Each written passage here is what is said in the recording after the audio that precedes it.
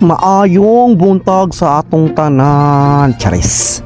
So ngayon guys, ay papasok naman tayo sa ating trabaho. Ayan, kailangan natin magsipag para maging mayaman, charis.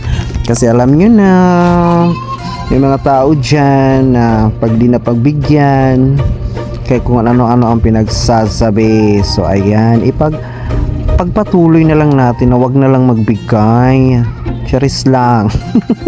So ayan guys, good morning.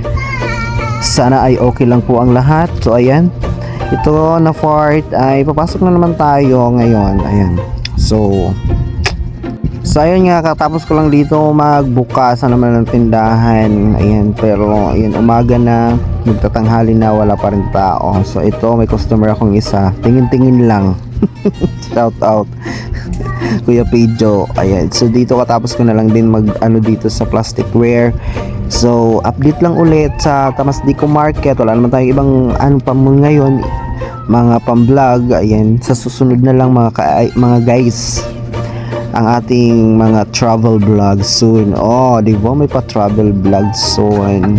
Daghan na naman ama, nainggit din hiba. Shoutout na lang sa mga inggitera dyan, charis.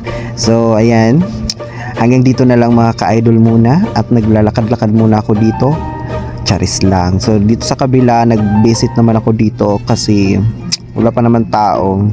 So ayan, nagtingin-tingin, ayan, nag-aasaran silang mag-bossing.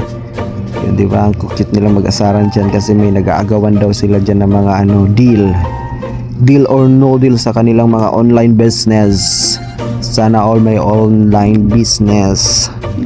So ayan, so dito na-miss ko yung aking dating pwesto. So sumilip lang ako konti dito kung okay naman. Ganun pa rin sa dati, tahimik. So ayan, bumalik na ako at wala naman ako magawa. So goodbye mga ka-idol, ingat kamong tanan.